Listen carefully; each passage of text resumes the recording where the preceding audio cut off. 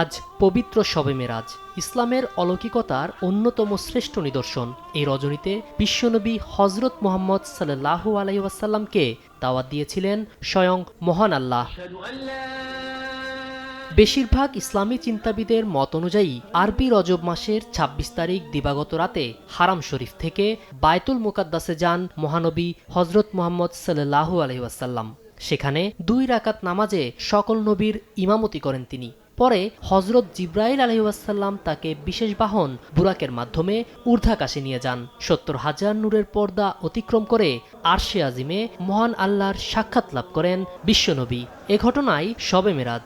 এই মহিমান্বিত রাতে মুসলমানরা নামাজ, নফল নামাজ, কোরআন তেলাওয়াত, তাসবিহ, তাহলিল, জিকির, আজকারের মাধ্যমে অতিবাহিত করতে পারেন। তবে নির্দিষ্ট কোনো নফল নামাজ অথবা নির্দিষ্ট কোনো রোজা এই রাতের জন্য কোথাও উল্লেখ নেই। সারা বিশ্বের মুসলমানদের মতো বাংলাদেশেও যথাযথ ধর্মীয় ভাবগাম্ভীর্যের সঙ্গে পালন করা হয় পবিত্র শবে মেরাজ। মসজিদে মসজিদে তুলে ধরা হয় এই রাতের তাৎপর্য। তাসবিহ, তাহলিল, নফল নামাজ, কোরআন তেলাওয়াত সহ বিশেষ মিলাদ ও মোনাজাতের মাধ্যমে রাতটি অতিবাহিত করেন মুসল্লিরা।